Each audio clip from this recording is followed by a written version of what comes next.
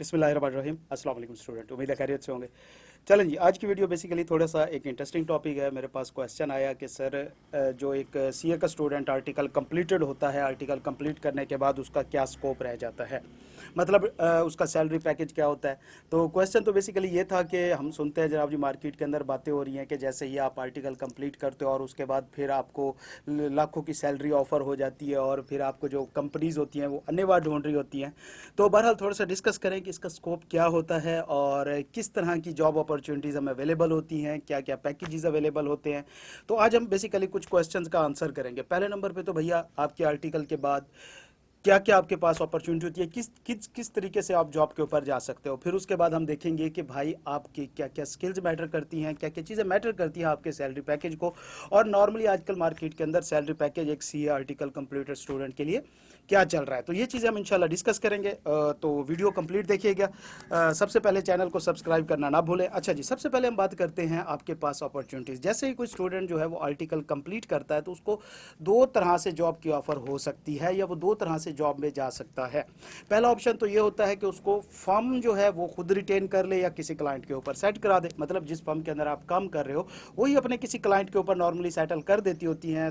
जो अच्छा स्टूडेंट होता है वो क्यों, फर्म को अपने क्लाइंट को रिटेन करना होता है और फर्म की ये कोशिश होती है कि जो क्लाइंट है उसके ऊपर उसी का स्टूडेंट ही बैठ के काम करे। इसके लिए काफ़ी ईजमेंट हो जाती है ऑडिट वगैरह के लिए, टैक्स के असाइनमेंट्स वगैरह के लिए। तो लिहाजा पहला ऑप्शन तो ये होता है कि आपको फर्म खुद ब खुद आपको कहीं पे जा तो जॉब पे रखवा ले या फर्म अपने पास ऑफिस के अंदर आपको रिटेन कर ले एज अ मैनेजर, सुपरवाइजर या असिस्टेंट मैनेजर वगैरह वगैरह। हाँ, पार्टनर नहीं करेगी जब तक आप क्वालिफाई नहीं होंगे।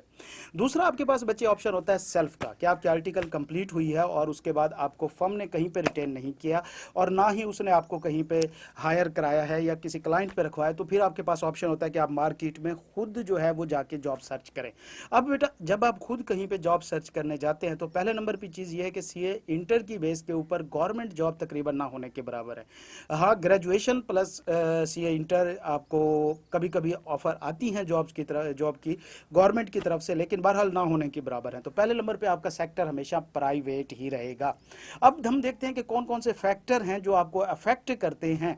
पहले नंबर पे बेटा आपकी अपनी स्किल्स, क्या आपको काम कितना आता है, जिस डिपार्टमेंट से रेलेवेंट जॉब अनाउंस की गई है आप उससे रिलेटेड आपके एक्सपीरियंस कितना है, आपको काम कितना आता है, आपकी डेवलपमेंट कितनी हुई हुई है, आपके अंदर प्रोफेशनलिज्म वगैरह कितनी है। इसी तरह आपके पास कंप्यूटर स्किल्स वगैरह कितनी मौजूद है, ईआरपी का आपको क्या नॉलेज है।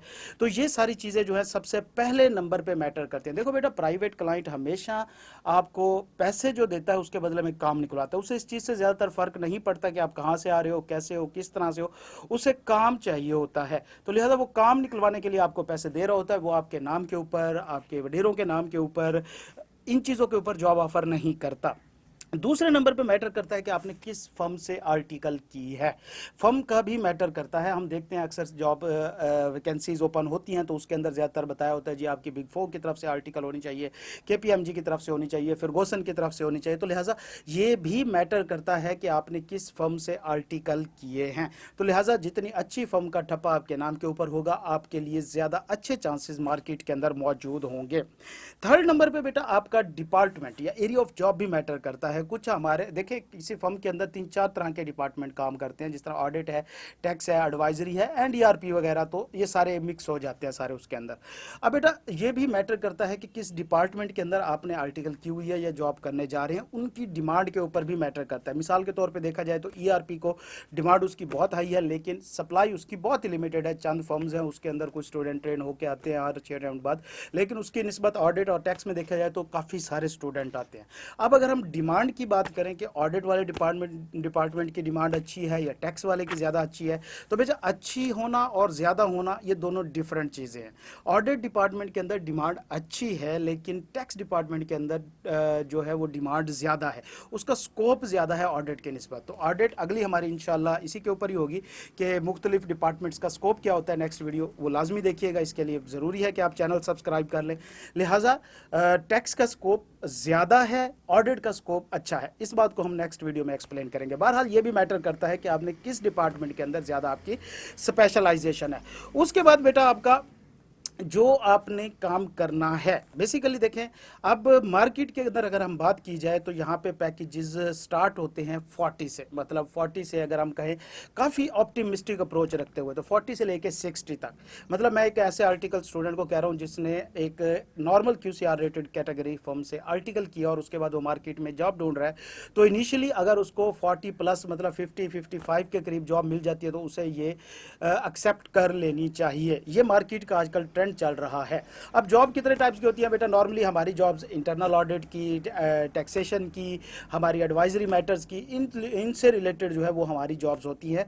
तो बहरहाल अगर आप सेल्फ के ऊपर जा रहे हैं तो आपको 40 और 60 की रेंज के दरमियान में जॉब ऑफर कराने का ज़्यादा चांस है। इस आप मतलब हम देखते हैं डेली बेसिस पे, हम देखते हैं मुख्तलिफ वेबसाइट्स वगैरह भी सब्सक्राइब की हुई हैं, उस पर आ रही होती है वैकेंसीज वगैरह ऊपर आ रही होती है, तो वहाँ पे ज़्यादातर जो स्लॉट दी होती है वो 40-45% की स्लॉट दी होती है CA इंटर स्टूडेंट के लिए। हाँ, कुछ अर्सा पहले तक ये अच्छा खासा थोड़ा सा ऊपर होता था, लेकिन अब थोड़ा सा ये नीचे आ गया है डिमांड जो है इनकी। अच्छा, अब अगर फर्म आपको हायर करती है, खुद अगर खुद फर्म हायर करती है तो ये उसकी अपनी जजमेंट होती है, उसकी अपनी मंशा के ऊपर होती है कि वो आपको कितने पे रखती है, आपका फर्म के साथ रिलेशन कैसा है, आपकी एक्सपर्टीज़ कितनी है, ये उस पर मैटर करता है। लेकिन अगर फर्म क्लाइंट पे रखवाती है तो वो हमेशा एक अच्छे पैकेज पे रखवाती है। क्लाइंट जब आप किसी फर्म के ऊपर किसी क्लाइंट के ऊपर मतलब फर्म आपको सेटल कराती है, जॉब दिलवाती है, तो वो एक अच्छा पैकेज आपको ऑफर कराती है। तो वहाँ पे आपने फिर फर्म पे छोड़ देना है कि वो आपको किस पैकेज के ऊपर वो आपको वहाँ पे रखवाना चाह रही है। नॉर्मली 60 प्लस होता है।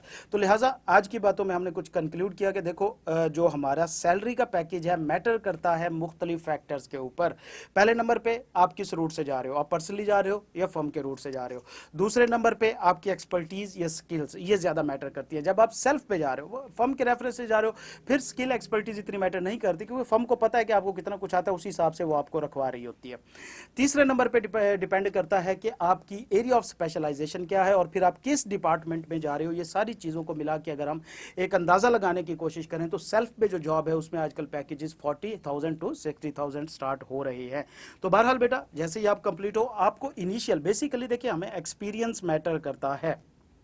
शुरू में आप जब भी 3.5 ईयर के आर्टिकल कंप्लीट करके निकलते हैं अपनी CV पे हरगिज़ ये नहीं लिख सकते कि आपके पास 3.5 साल का एक्सपीरियंस है। वो एक्सपीरियंस नहीं होता, वो ट्रेनिंग होती है। ट्रेनिंग एक्सपीरियंस में काउंट नहीं होती बच्चे। तो लिहाजा आप फ्रेश होते हैं और फ्रेश बंदे को अगर जॉब मिल जाती है इस स्लॉट के अंदर तो आपको सबसे पहले एक्सपीरियंस देखना है कि एक्सपीरियंस कैसा है, और उसके बाद आपने अपना एक्सपीरियंस इंक्रीज करना है। दूसरे नंबर पे आपने जहाँ पे जॉब करने जा रहे हैं वहाँ पे देखना है कि आपके पास अपॉर्चुनिटीज़ क्या अवेलेबल है, क्या वहाँ पे आपकी डेवलपमेंट होगी या कोई रूटीन टास्क है या कोई इस तरह की चीज़ है।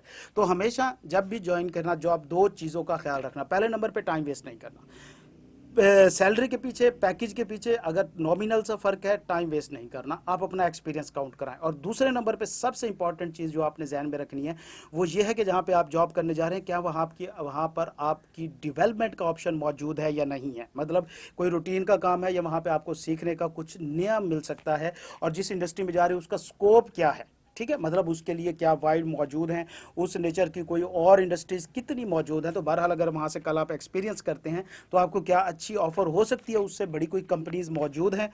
तो लिहाजा डेवलपमेंट जो है वो दूसरे नंबर पे सबसे इंपॉर्टेंट चीज़ जो है वो आपके आती है। ठीक है बेटा जी, तो आज के लिए इतना ही। इंशाल्लाह कल की वीडियो में मज़ीद हम कुछ चीज़ें डिस्कस करेंगे आपके स्कोप से रिलेटेड, मुख्तलिफ डिपार्टमेंट का वो ज़्यादा इंपॉर्टेंट वीडियो है, वो आप देखिएगा। आपको ट्रेनिंग ज्वाइन करने से पहले पहले बहरहाल उस वीडियो का काफ़ी फ़ायदा होगा। ठीक है बच्चे, तो मिलते हैं इंशाल्लाह नेक्स्ट वीडियो में। अल्लाह ताला आप सबको अपनी हिफ्ज़ व अमान में रखे। अल्लाह हाफिज़।